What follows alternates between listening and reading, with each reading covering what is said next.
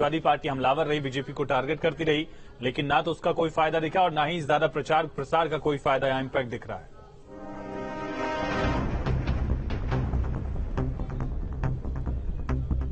चलिए इसी बीच एक बड़ी खबर है। निकाय चुनाव में बीजेपी लगातार अपने आंकड़े को बरकरार रखे हुए है। 17 में से 16 निगमों में बीजेपी बढ़त बनाए है और आगरा में, जो कि एक पारंपरिक तौर से बीएसपी का वोट बैंक यहां मजबूत रहा है, चाहे वो दलितों की बात की जाए या मुस्लिमों की, दलित आबादी यहां ज्यादा है और सबसे कम आबादी सवर्णों की इन 17 निगमों में से आगरा की ही है। स्वार उपचुनाव से जुड़ी भी खबर है। विधानसभा उपचुनाव की गिनती लगातार जारी है।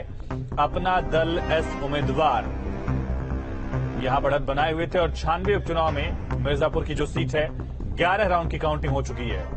अपना दल एस के प्रत्याशी 96 से 67 वोट से आगे हैं। बहुत ज्यादा कड़ी टक्कर यहां दिख रही है।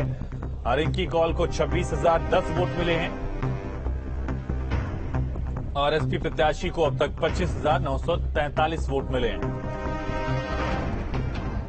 तो स्वार विधानसभा उपचुनाव की भी गिनती लगातार चल रही है और यहां अपना दल एस उम्मीदवार बढ़त बनाए हुए हैं।